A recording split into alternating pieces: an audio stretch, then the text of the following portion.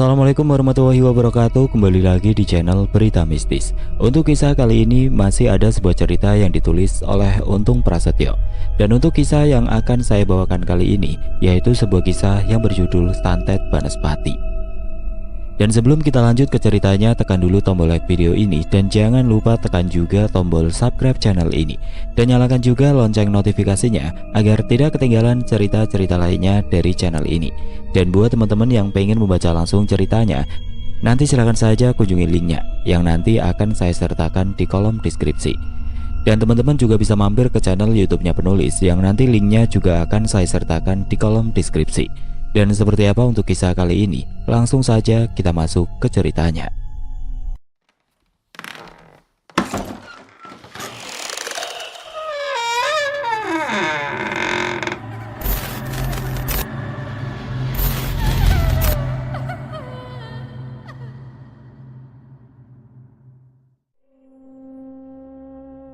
Yogyakarta 2019. Ketenangan keluarga Pak Jumadi mulai terusik ketika istrinya yang sedang hamil mengalami demam tinggi ketika waktu maghrib tiba. Panas yang dirasakan Bu Arni tidak seperti penyakit demam pada umumnya, karena jika bukan suami, adik, kakak atau orang tua Bu Arni yang memegang badannya, kondisinya terlihat normal. Bahkan dokter yang memeriksa Bu Arni pun merasa heran karena alat yang digunakannya tidak mampu mendeteksi penyakit apa yang sedang diderita oleh Bu Arni. Kondisi Bu Arni pun makin parah seminggu setelah mengalami demam di hari pertama. Saat ini demam yang datang hanya pada saat waktu-waktu masuk maghrib, disertai dengan kejang hingga dari mulut Bu Arni mengeluarkan busa. Selain memeriksa Bu Arni ke dokter dan rumah sakit di daerah Yogyakarta, Pak Jumadi pun sudah beberapa kali meminta orang-orang yang memiliki kemampuan khusus di bidang pengobatan alternatif untuk mengobati istrinya. Bahkan sudah 3 orang pintar yang terkenal memiliki kesaktian tinggi juga sudah diminta untuk mengobati penyakit Bu Arni. Tapi semua itu belum membuahkan hasil. Hingga akhirnya salah satu orang karyawan yang bekerja pada Pak Jumadi mengusulkan seorang teman yang dikenalnya untuk membantu mengobati Bu Arni. Atas persetujuan Pak Jumadi, Bagas pun kembali ke desanya untuk meminta tolong kepada temannya yang berada di desa untuk mengobati Bu Arni. Sesampainya Bagas di daerah Gunung Kidul, Bagas segera menemui Mas Pramono dan menceritakan apa yang sedang dialami istri dari Pak Jumadi yang juga adalah seorang pengusaha mebel di kota. Mendengar apa yang sudah Bagas ceritakan, Mas Pramono pun menyanggupinya dan mau untuk mencoba mengobati penyakit yang ada di dalam tubuh Bu Arni. Keesokan harinya Bagas dan Mas Pramono pun segera berangkat ke kota Jogja dengan niat untuk mengobati Bu Arni. Tapi sesampainya di depan rumah Pak Jumadi, Mas Pramono merasa ragu dan enggan untuk masuk ke dalam rumah dengan bentuk bangunan joglo tersebut. "Ini kalau aku sendiri yang menghadapinya, bisa-bisa aku pulang tinggal nama saja, Gas," ujar Mas Pramono yang terus menatap tajam ke arah rumah joglo tersebut. "Berat ya, Mas?" tanya Bagas dengan wajah serius. "Berat dan banyak. Di atas rumah itu saja ada 3 aura hitam yang menutupinya. Sepertinya aku harus meminta bantuan kepada sahabatku yang ada di Jakarta, Gas," jawab Mas Pramono menjelaskan. "Kalau begitu aku tak menemui Pak Jumadi dulu, Mas. Aku akan menyampaikan apa yang sampean maksudkan tadi," balas Bagas yang segera berjalan masuk ke arah rumah dengan aura hitam tersebut. "Maaf Pak Jum, teman saya sudah di luar. Dia belum mau masuk ke dalam rumah dan meminta panjenengan untuk menemuinya di halaman depan," ucap Bagas kepada Pak Jumadi. "Oh ya, Gas, kalau begitu ayo kita temui temanmu itu," balas Pak Jumadi dengan ramah. Walaupun Pak Jumadi adalah seseorang yang kaya raya di daerahnya, tapi sikap Pak Jumadi sangatlah santun. Beliau tidak pernah membeda-bedakan orang. Bahkan karyawan yang bekerja dengan Pak Jumadi pun merasa senang dengan sikap ramah dan murah senyumnya. "Ngapunten nggih, Pak, saya belum bisa masuk ke dalam rumah Bapak," ujar Mas Pramono sambil menyalami Pak Jumadi. "Ndak apa-apa, Mas. Saya ngerti kok maksud sampean," balas Pak Jumadi dengan tenang. "Sepertinya penyakit yang sedang diderita istri panjenengan bukan penyakit biasa, Pak. Karena saya melihat dan merasakan aura gelap yang kuat menutupi rumah panjenengan," ucap Mas Pramono menjelaskan. "Saya juga berpikir seperti itu, Mas. Bahkan beberapa orang yang juga memiliki kemampuan dalam hal gaib pun mengaku tidak berani untuk mengobati istri saya," Jawab Pak Jumadi yang merasa heran dengan apa yang sedang menimpa keluarganya tersebut. Jadi, apa yang harus saya lakukan saat ini, Mas? Maaf Pak, kalau saya sendiri, sepertinya saya belum mampu menghadapi sosok makhluk gaib yang saat ini sudah bersarang di rumah Bapak. Tapi jika Bapak berkenan, saya akan meminta bantuan dari sahabat saya yang tinggal di Jakarta, Pak. Jawab Mas Pramono. Kalau sampean yakin, tidak apa-apa Mas. Coba sampean hubungi dulu teman sampean itu. Untuk masalah yang lainnya nanti biar Bagas yang atur. Sekarang sampean istirahat dulu saja di penginapan yang ada di sebelah toko mebel saya. Nanti biar Bagas dan Prapto yang mengantar sampean. Ibu Pak Jumadi yang langsung berpamitan untuk kembali ke dalam rumahnya. Sesampainya Mas Pramono di penginapan yang sudah dipesan oleh Prapto, Mas Pramono pun segera menghubungi sahabatnya yang berada di kota Jakarta. Mas Pramono pun langsung menceritakan permasalahan yang kini dihadapinya dan meminta tolong sahabatnya itu untuk membantunya. Aura rumah itu sangat gelap, Bang, dan energi hitam yang keluar dari rumah itu sangat kuat sekali.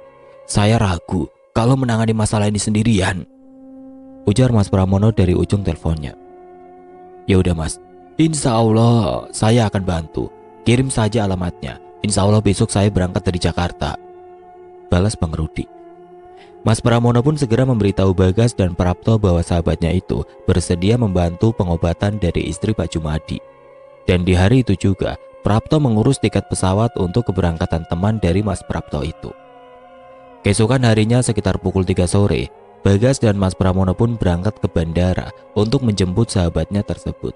Dan orang yang dinanti pun akhirnya dapat mereka temui sekitar pukul 4 sore. Sosok sahabat Mas Pramono itu adalah Bang Rudi. Beliau adalah seorang guru mengaji yang juga di beberapa majelis dan masjid di daerahnya. Bang Rudi pun sering membantu orang-orang yang sedang mengalami berbagai macam permasalahan yang pastinya berhubungan dengan hal-hal gaib.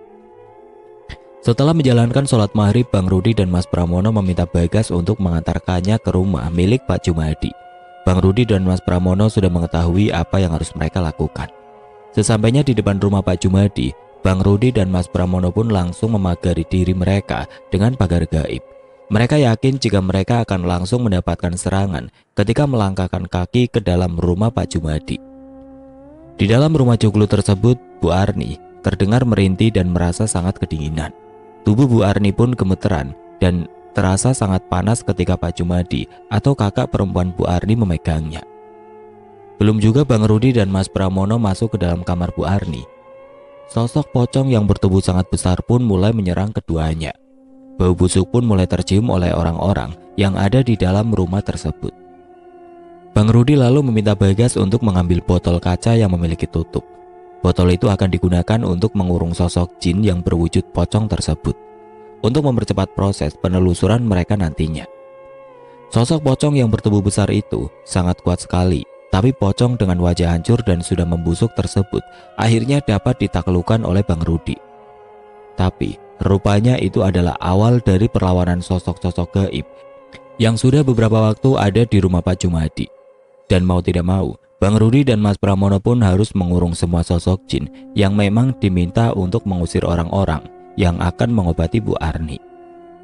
Gas, tolong carikan 3 buah botol yang seperti ini lagi ya, ujar Mas Pramono kepada Bagas sambil mengangkat botol sirup marjan yang sudah terisi beberapa sosok makhluk gaib tadi. Iya Mas, aku tak ke Infomaret di seberang jalan dulu ya, soalnya di rumah ini tidak ada botol yang memiliki tutup, sahut Bagas sambil berlari ke arah luar rumah Pak Jumadi. Ngawur, masa sirupnya mau dibuang? Prapto yang merasa penasaran dengan botol sirup kosong yang ada di atas meja pun mencoba untuk mengambilnya. Tapi tubuh Prapto seperti tertarik botol tersebut. Asem, botolnya kok nggak bergerak ya Mas? Ujar Prapto setelah kembali terbangun dari posisi jatuhnya. Itu ada isinya toh, jawab Mas Pramono sambil tertawa. Isinya nggak kelihatan Mas, kalau sampean lihat nanti bisa semaput, Ibu Bang Rudi di tengah pergumulannya dengan sosok-sosok gaib yang terus berdatangan. Tolong, ambilkan teko buat wadah sirup ini toh, ujar Bagas yang datang dengan membawa 5 botol sirup berwarna merah. Masya Allah, jadi ingat bulan puasa saya. Sekalian toh, sirupnya dibikin aja, pakai timun suri enak kali ya, sahut Bang Rudi. Setelah botol-botol yang akan digunakan untuk mengurung makhluk-makhluk gaib itu siap, Mas Pramono dan Bang Rudi pun segera menarik dan mengurung mereka ke dalam botol tersebut. Dan setelah hampir 1 jam lamanya, akhirnya Mas Pramono dan Bang Rudi pun berhasil mengurung makhluk gaib yang dikirimkan seseorang untuk mengganggu ketenangan keluarga Pak Jumadi. "Langsung kita bagari saja Bang Ustadz," ucap Mas Pramono yang langsung disambut anggukan kepala oleh Bang Rudi. Setelah tugas awal mereka selesai, Bang Rudi dan Mas Pramono pun meminta izin untuk melihat kondisi Bu Arni. Pak Jumadi yang selalu berada di samping istrinya tersebut merasa panas di tubuh Bu Arni turun dengan cepat hari ini. Dan ketika berada di dalam kamar Bu Arni, anehnya Bang Rudi dan Mas Pramono tidak merasakan energi apapun.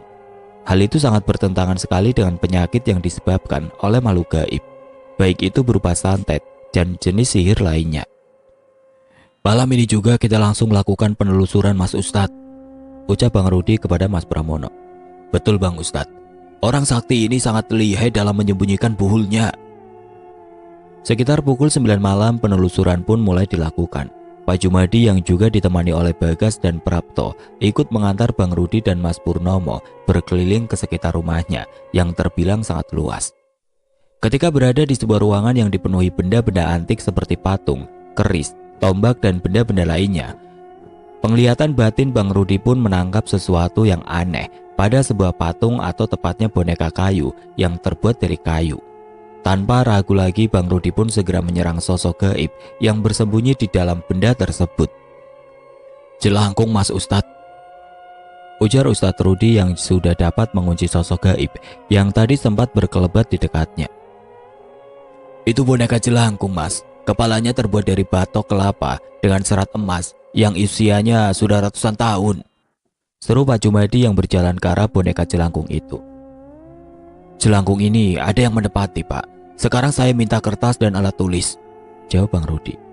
Boneka jelangkung itu lalu dibawa ke ruang tamu oleh Bang Rudi yang juga diikuti Mas Pramono dan yang lainnya. Di ruang tamu itulah Bang Rudi menggali informasi dari sosok makhluk gaib yang saat ini berada di dalam boneka jelangkung tersebut. Ketika diberi alat tulis, boneka jelangkung itu malah menuliskan sebuah kalimat yang meminta untuk dipindahkan ke tubuh seseorang agar dia dapat berkomunikasi secara langsung, tapi Bang Rudi menolaknya karena Bang Rudi yakin ini adalah tipu dayanya untuk membebaskan diri. "Sudah tulis saja Mbak, nggak usah pindah ke badan orang, bikin repot saya sama Mas Ustadz aja," ujar Bang Rudi menanggapi tulisan di sebuah papan tulis putih yang sudah disediakan oleh Bagas sebelumnya. Karena merasa kesal, boneka jelangkung yang kini sedang dihuni sosok makhluk gaib itu pun bergerak liar seolah ingin menunjukkan sesuatu. Gerakan dari boneka jelangkung tersebut pun diikuti terus oleh Bang Rudi yang sedari tadi memegangnya. Seperti ingin menunjukkan sesuatu, boneka jelangkung itu mengajak Bang Rudi, Mas Pramono dan yang lainnya ke arah belakang rumah Pak Jumadi. Dan akhirnya, sosok yang ada di dalam boneka jelangkung itu berhenti di sebuah tempat tepat di belakang rumah Pak Jumadi. Ketika Pak Jumadi, Mas Pramono, Bagas, Prapto dan Bang Rudi sampai di sebuah titik yang sedang ditunjukkan oleh boneka jelangkung tadi, tiba-tiba saja Bu Arni berteriak seperti orang yang sedang kesurupan. Tubuh lemah Bu Arni yang dijaga oleh kedua kakak perempuannya serta beberapa orang saudaranya itu lalu berlari ke arah belakang rumah, tempat di mana Pak Jumadi dan yang lainnya berkumpul. "Pergi kalian, jangan macam-macam di tempat ini," ujar Bu Arni dengan suara besar dan berat. Mas Pramono pun langsung mengambil tindakan dan berusaha untuk mengunci sosok makhluk yang mulai mengamuk di tempat yang ditunjukkan makhluk yang ada di dalam boneka jelangkung tadi. Melihat Mas Pramono sedang melakukan perlawanan terhadap sosok gaib yang sedang merasuki tubuh Bu Arni, Prapto pun dengan sigap langsung berlari ke dalam rumah untuk mengambil botol kosong yang belum digunakan. Prapto pun kembali ke tempat semula dengan botol yang sudah dibuka tutupnya. "Siapa Mas?" ujar Prapto sambil mengangkat botol yang dipegangnya. Tanpa menunggu lama, Mas Prapto pun segera menarik sosok yang ada di dalam tubuh Bu Arni, lalu memasukkannya ke dalam botol yang ada di tangan Prapto. Prapto yang merasakan botolnya mulai memberat pun segera menutup botol kaca tersebut, lalu meletakkannya di tanah. "Asem, panas sekali Mas," ujar Prapto sambil menepuk-nepukkan tangannya. "Namanya juga setan toh, terbuat dari api, ya pasti panas." balas Mas Pramono yang berjalan menghampiri botol tersebut. Sementara itu Pak Jumadi yang dibantu Bagas segera membawa tubuh Bu Arni kembali masuk ke dalam rumahnya. Dan setelah Bu Arni masuk ke dalam rumahnya, boneka jelangkung tadi kembali bergetar dan mulai menunjukkan tempat di mana sosok yang mengganggu keluarga Pak Jumadi berada. Setelah mengetahui titik yang dimaksud, Bang Rudi pun mengunci kembali sosok gaib yang masih berada di dalam boneka jelangkung itu. Dan kini Bang Rudi mengajak Mas Pramono, Bagas, untuk berzikir bersama di tempat yang sudah ditunjukkan sosok jelangkung tadi. Tepat pada jam 12 malam, Bang Rudi, Mas Pramono, Bagas, Prapto, dan 4 orang saudara dari Pak Jumadi pun memulai zikir dan berdoa bersama di tempat itu. Baru saja doa yang dipimpin oleh Bang Rudi dimulai, suhu udara pun langsung meningkat dan terasa sangat panas sekali.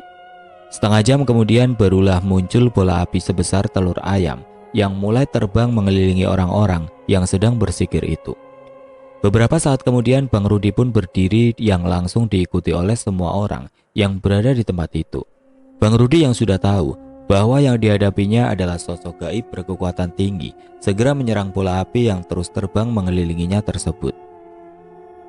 Selang beberapa saat, Bang Rudi yang dibantu oleh Mas Pramono pun langsung mengunci sosok Banaspati tadi. Sosok Banaspati tersebut kini sudah berubah wujud menjadi sosok tengkorak besar yang seluruh tubuhnya diselimuti api. Bang Rudi pun meminta orang-orang yang ada di sana untuk terus berzikir sambil memejamkan mata supaya tidak melihat sosok gaib yang kini telah muncul di hadapan mereka. Bang Rudi dan Mas Pramono pun kembali berjibaku melawan sosok gaib yang kini tidak dalam kondisi terkuatnya. Dan dengan waktu singkat Bang Rudi dan Mas Pramono dapat mengalahkan makhluk gaib pembawa santet tersebut. Setelah memastikan aman, Bang Rudi pun ingin memasukkan sosok gaib itu ke dalam boneka jelangkung tadi. Tapi untuk mempersingkat waktu, Mas Pramono meminta Bang Rudi untuk memasukkan saja sosok Banaspati tersebut ke dalam tubuhnya supaya lebih cepat mendapatkan informasi tentang benda-benda yang ditanam di dalam rumah Pak Jumadi. "Assalamualaikum," ujar Bang Rudi kepada Mas Pramono yang kini sudah duduk bersila di tengah-tengah orang-orang yang masih berzikir. "Namaku Ki Broto. Aku berasal dari sebuah tempat yang tinggi dan aku ada di tempat ini karena ada seseorang yang memintaku untuk menyakiti keluarga ini," ujar sosok makhluk gaib yang ada di dalam tubuh Mas Pramono. "Apakah ada yang kau tanam di dalam rumah ini?" tanya Bang Rudi tegas. "Ada. Tapi ada sosok yang lebih mengerikan daripada aku, dan sosok itu dijadikan pajangan oleh manusia bodoh pemilik rumah ini," jawab sosok Banaspati tadi. "Baiklah, lalu di mana kau mengubur benda-benda perantara santet tersebut?" "Di bawah tempat tidur sang nyonya," jawab sosok tersebut sambil tersenyum. Tanpa menunggu lagi, Bang Rudi lalu menarik sosok Banaspati tadi dan mengurungnya di dalam botol tempat Mas Pramono mengurung jin yang merasuki tubuh Bu Arni tadi.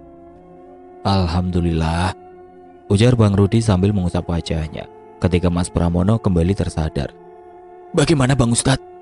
tanya Mas Pramono. "Alhamdulillah, malam ini langsung kita eksekusi saja Mas Ustadz. Beberapa orang mulai menggali dan beberapa lainnya ikut kita mencari jenglot yang katanya dijadikan pajangan oleh Pak Jumadi," jawab Bang Rudi yang disambut senyum dari Mas Pramono. Tanpa menunggu lagi, Mas Pramono, Bang Rudi dan yang lainnya pun segera masuk kembali ke dalam rumah Pak Jumadi. Setelah menjelaskan kepada Pak Jumadi, Prapto yang dibantu oleh 3 orang teman bekerjanya yang juga adalah karyawan dari Pak Jumadi mulai menggali lantai yang ada di bawah tempat tidur Bu Arni. Sebelum itu Mas Pramono dan Bang Rudi pun memastikan bahwa titiknya harus digali sudah tepat. Sementara itu Mas Pramono dan Bang Rudi meminta Pak Jumadi untuk memberitahukan tempatnya menyimpan jenglot yang sudah dikatakan oleh sosok Ki Broto tadi. "Loh, sampean kok tahu saya punya jenglot, Mas?" ujar Pak Jumadi yang merasa heran.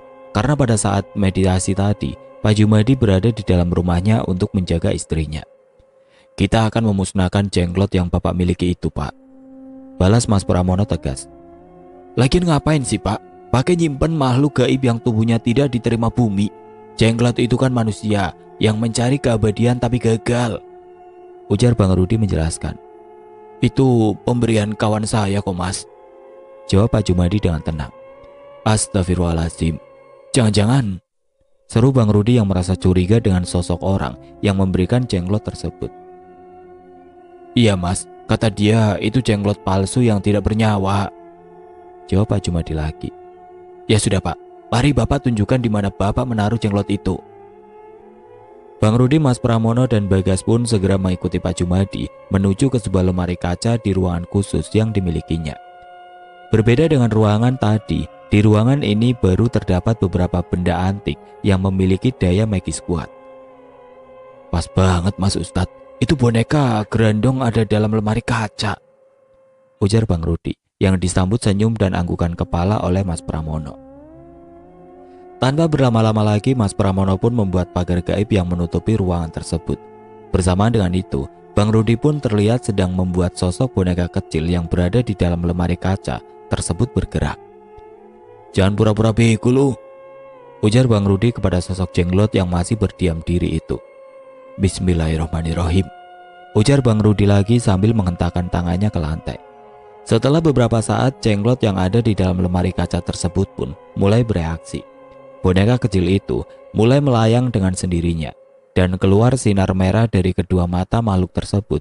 Pak Jumadi yang menyaksikan hal itu sungguh dibuat terkejut karena dia merasa telah dibohongi oleh temannya yang telah memberikan jenglot itu sebagai hadiah. Setelah sosok jenglot itu hidup, Bang Rudi dan Mas Pramono pun mulai merasakan kekuatan besar dari sosok gaib tersebut. Bang Rudi pun mulai menetralisir energi hitam yang mulai dikeluarkan oleh jenglot tadi, dan dengan cepat Bang Rudi menyerang balik dan melumpuhkan jenglot itu. Beberapa saat kemudian, jenglot yang ada di dalam lemari itu pun kembali terjatuh dan kekuatannya mulai melemah. Bang Rudi pun mengambilnya dan memasukkan ke dalam kotak tempat penyimpanannya, lalu membawanya menuju ke arah kamar Bu Arni. Di dalam kamar Bu Arni terlihat Prapto dan beberapa orang masih terus menggali. Keringat pun membasahi tubuh mereka di pagi buta itu. Tanpa lelah, Prapto yang tahu kalau Bu Arni merasa sangat ketakutan pun terus menggali tanpa lelah. Mas Pramono dan Bang Rudi pun sempat khawatir ketika lubang berukuran 1 meter persegi itu dengan kedalaman sudah lebih dari 1 meter pun belum menampakkan benda yang mereka cari. Tapi setelah menunggu beberapa saat, kekhawatiran mereka pun menghilang ketika Prapto mulai menemukan sesuatu yang terbungkus kain putih. Dan setelah 15 menit kemudian, benda yang ditanam secara gaib itu pun dapat diangkat ke atas lantai kamar Bu Arni. Alhamdulillah, seru Bang Rudi dan Mas Pramono bersamaan. Setelah membuka isi dari bungkusan kain putih tersebut, akhirnya Mas Pramono, Bang Rudi dan juga semua yang ada di dalam ruang kamar Bu Arni pun tahu bahwa isi dari bungkusan putih kain kafan tersebut adalah boneka jerami dengan perut yang tertusuk 2 buah jarum pentul, serta beberapa benda lagi seperti ijuk aren, paku, rambut, kawat, dan sebuah foto milik Bu Arni. Astagfirullah, sepertinya masih ada yang tertanam di tubuh Bu Arni Bang Ustadz, ujar Mas Pramono ketika melihat boneka jerami yang tertusuk 2 buah jarum pentul itu. Bener Mas Ustadz, kita beresin yang ini dulu dah, biar kelar satu-satu, balas Bang Rudi. Setelah menghilangkan energi hitam yang ada di benda-benda tersebut, Bang Rudi dan Mas Pramono pun mengajak Bagas dan Pak Jumadi untuk ke kebun belakang rumahnya. Di sana Bang Rudi dan Mas Pramono membakar semua benda-benda santet yang didapat dari bawah tempat tidur Bu Arni. Setelah dapat memusnahkan benda-benda santet dan juga kotak yang berisi jenglot tadi, Bang Rudi dan yang lainnya pun kembali ke dalam rumah Pak Jumadi. Karena waktu sudah menunjukkan pukul 3 pagi, akhirnya mereka memutuskan untuk beristirahat terlebih dahulu. Kita lanjut sehabis sholat subuh saja gimana Mas Ustadz? Tanya Bang Rudi yang terlihat sangat lelah. Iya Bang Ustadz, tidak apa-apa. Yang terpenting Bu Arni sudah berada di tempat yang aman, jawab Mas Pramono sambil tersenyum ke arah Bang Rudi. Pantas saja, orang-orang pintar di tempat ini mengaku tidak berani mengobati istri saya. Ternyata banyak juga ya Mas, sosok gaib yang ada di rumah ini, ujar Pak Jumadi yang sudah bisa bernafas lega setelah istrinya dapat tertidur pulas. Makhluk-makhluk gaib itu memang sengaja mengecoh Pak. Sebenarnya orang-orang pintar di sini bukannya tidak berani, tapi mungkin mereka enggan untuk melakukan penelusuran terlebih dahulu, jawab Mas Pramono. Mudah-mudahan orang itu tidak mengirimkan hal-hal gaib lagi ke rumah ini, sahut Bang Rudi sambil menyeruput kopi hitam yang baru saja dibuatkan oleh Bagas. Tapi saya minta tolong dulu Pak Ustadz. Tolong diawasi dulu selama beberapa minggu. Ah, jangan panggil saya Ustadz Pak. Panggil saja nama saya Rudi, sahut Bang Rudi yang memang enggan dipanggil dengan sebutan Ustadz. Insya Allah Pak, insya Allah kita bantu sampai tuntas, ibu Bang Rudi yang membuat Pak Jumadi merasa lebih tenang lagi. Alhamdulillah Bang, nanti sekalian tolong dilihat ya Mas, tempat usaha saya, toko, mes karyawan dan juga tempat kami produksi barang, pinta Pak Jumadi kepada Mas Pramono dan juga Bang Rudi. Insya Allah Pak, nanti kita bantu. Tidak lama setelah mereka berbincang, adzan subuh pun berkumandang. Bang Rudi meminta semua yang ada di rumah Pak Jumadi untuk segera mengerjakan sholat berjamaah di dalam rumah Pak Jumadi yang memang sangat luas tersebut. Setelah menunaikan ibadah sholat subuh berjamaah, Bang Rudi lalu mengajak Mas Pramono untuk lanjut meruqyah Bu Arni yang kini berada di kamar depan yang sebelumnya sudah dibuatkan pagar gaib oleh Mas Pramono. Proses ruqyah pun dimulai oleh Mas Pramono, sedangkan Bang Rudi mencoba menelusuri energi-energi hitam yang masih tersisa di rumah Pak Jumadi. Karena kondisi Bu Arni masih sangat lemah, Mas Pramono pun meminta Bagas dan Prapto untuk mencari mediator atau orang-orang yang akan dijadikan tempat makhluk gaib yang mengganggu Bu Arni untuk sementara waktu. Proses penarikan sosok makhluk gaib yang berjumlah 2 itu pun agak sulit untuk dilakukan, karena sosok gaib yang ada di dalam tubuh Bu Arni ini adalah sepasang kekasih yang tidak mau dipisahkan. Dan setelah Bang Rudi ikut membantu Mas Pramono, akhirnya kedua makhluk tersebut dapat dipindahkan ke tubuh Prapto dan Bagas. Jangan ganggu kami, lepaskan kami dan kembalikan kami ke tubuh wanita itu, ujar sosok yang ada di tubuh Bagas. Ada yang menyuruh kalian untuk mengganggu wanita itu, atau memang ini semua keinginan kalian sendiri?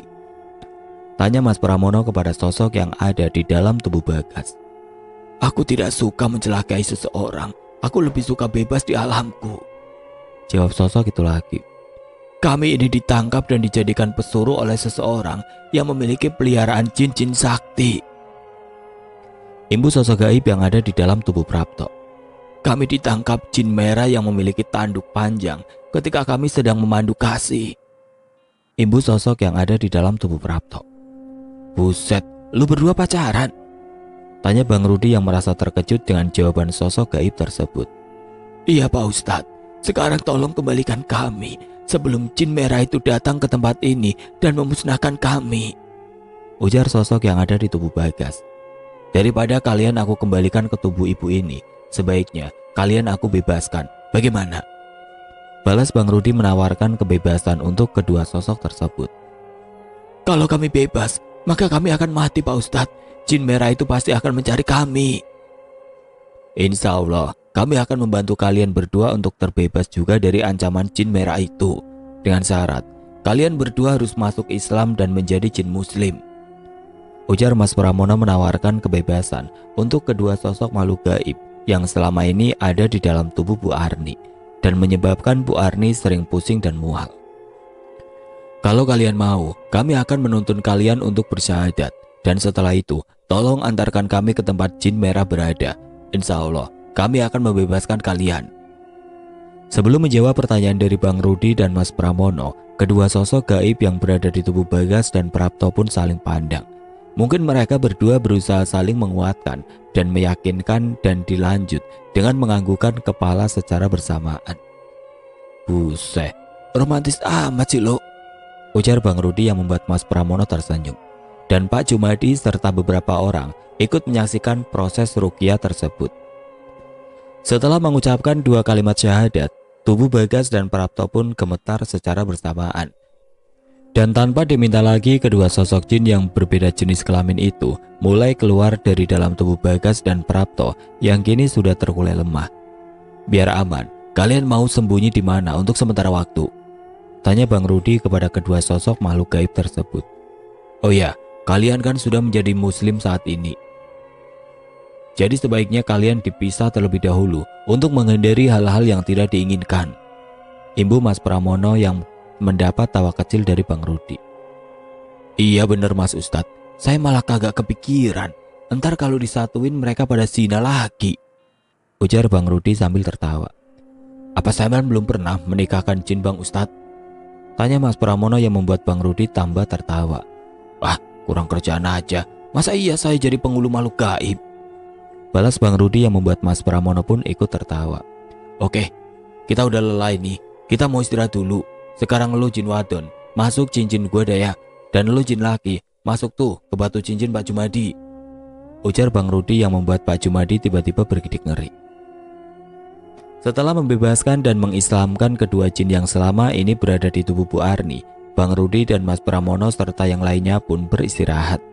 Jam sudah menunjukkan pukul 8 pagi dan Bang Rudi serta Mas Pramono meminta izin untuk beristirahat di penginapan yang sudah ditempati Mas Pramono selama 2 hari kemarin. Sekitar pukul 2 siang Mas Pramono dan juga Bang Rudi pun kembali ke rumah Pak Jumadi.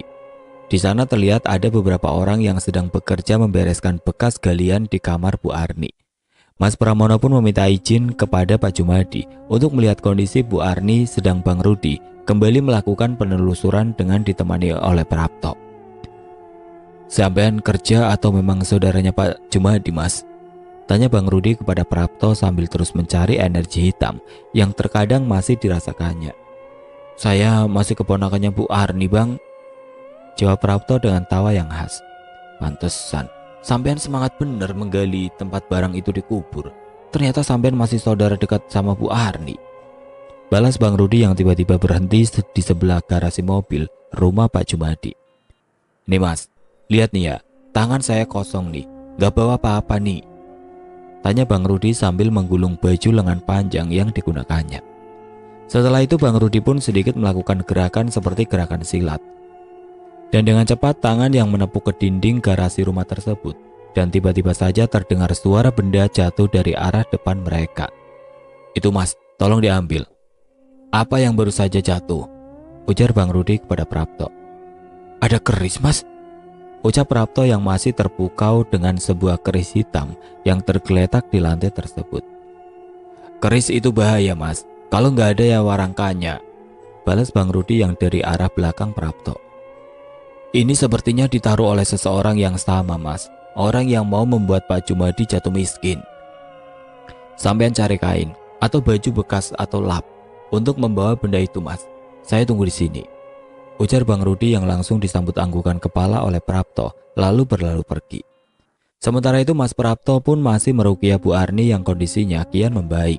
Bu Arni yang sedang hamil 7 bulan pun mengaku sudah lebih baik dari sebelumnya. Tubuhnya tidak lagi merasa panas dan saat ini hanya terasa sedikit lemes saja. Bagaimana dengan kondisi istri saya Mas? Tanya Pak Jumadi kepada Mas Pramono. Alhamdulillah sudah bersih Pak. Insya Allah sudah tidak ada lagi sosok gaib di tubuh ibu. Tapi sepertinya panjenengan harus memindahkan koleksi barang antik dan pusaka Anda di dalam rumah ini Pak, supaya tidak ada makhluk gaib yang ikut bersarang di rumah ini. Baik Mas, apapun akan saya lakukan. Yang terpenting saya dan keluarga saya sehat dan tidak diganggu oleh makhluk-makhluk gaib lagi Mas. Jawab Pak Jumadi dengan sungguh-sungguh. Hari ini juga saya akan memindahkan barang-barang tersebut. Mumpung sedang banyak orang yang bekerja di rumah ini. Alhamdulillah, terima kasih Pak. Sahut Bu Arni yang ikut merasa senang karena barang-barang yang selalu membuat Bu Arni takut akhirnya akan segera keluar dari dalam rumahnya. Iya Bu, maafkan Bapak ya. Sekarang Bapak sadar, tidak ada gunanya menyimpan benda-benda antik dan pusaka seperti itu. Semuanya akan Bapak lelang dan hasilnya akan Bapak sumbangkan. Jawab Pak Junadi sambil tersenyum kepada Bu Arni. Setelah selesai mengobati Bu Arni, Mas Pramono pun meminta Pak Jumadi untuk segera membawa Bu Arni ke rumah sakit untuk mendapatkan pemeriksaan dari dokter kandungan. Karena dikhawatirkan kandungan Bu Arni terganggu karena kejadian-kejadian yang memang terjadi di luar nalar kemarin hari. Mas Prapto pun segera menyusul Bang Rudi dan juga Mas Pramono. Bagas juga terlihat tidak mau ketinggalan untuk ikut membersihkan lingkungan rumah Pak Jumadi. Sepertinya sudah bersih Bang Ustadz, ujar Mas Pramono kepada Bang Rudi. Alhamdulillah Mas Ustadz, sudah 2 benda pusaka yang saya tarik dan setelah ini kita bisa memagari seluruh rumah Pak Jumadi. Jawab Bang Rudi sambil menunjukkan keris yang didapatnya di garasi dan juga di samping belakang rumah Pak Jumadi. Setelah selesai memagari rumah Pak Jumadi, Mas Pramono, Bang Rudi, serta yang lainnya pun segera menjalankan ibadah sholat asar. Dan setelah itu, mereka kembali masuk ke dalam rumah Pak Jumadi. Di dalam rumah Pak Jumadi terlihat orang-orang sedang bahu-membahu untuk mengeluarkan benda-benda antik yang ada di dalam rumah tersebut. Dan setelah menjelang sore, semua barang-barang antik serta benda-benda pusaka lainnya sudah berpindah tempat. Bang Rudi pun meminta izin kepada Pak Jumadi untuk meminjam boneka jelangkung yang memang sudah menjadi petunjuk pertama untuk menemukan serangkaian barang-barang santet yang telah dikirimkan oleh pesaing bisnis Pak Jumadi.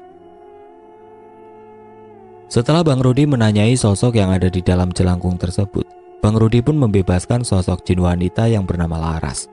Laras mengaku sudah ratusan tahun berada di kediaman Pak Jumadi yang sudah turun-temurun berganti dari satu generasi ke generasi selanjutnya. Laras mengaku mengenal kakek buyut Pak Jumadi yang dari awal membangun rumah joglo besar tersebut. Tapi karena kemampuannya terbatas, Laras pun tidak dapat berbuat banyak ketika keluarga Pak Jumadi diserang santet Banaspati. Setelah membebaskan sosok Laras, Bang Rudi meminta izin kepada Pak Jumadi untuk membakar boneka jelangkung yang sebenarnya adalah barang antik dan langka tersebut. Tanpa ragu Pak Jumadi pun mengiyakan Bang Rudi untuk memusnahkan benda tersebut.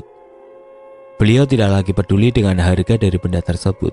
Yang terpenting saat ini adalah kesehatan dan ketentraman serta kesejahteraan keluarganya.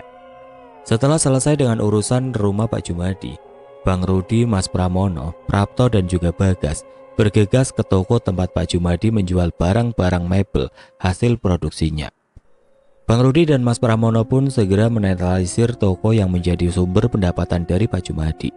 Setelah membersihkan dan memagari toko, mes karyawan dan juga tempat produksi barang, mereka pun kembali lagi menuju rumah Pak Jumadi. Alhamdulillah rumah Pak Jumadi pun terasa sejuk dan tidak ada hawa yang menyeramkan.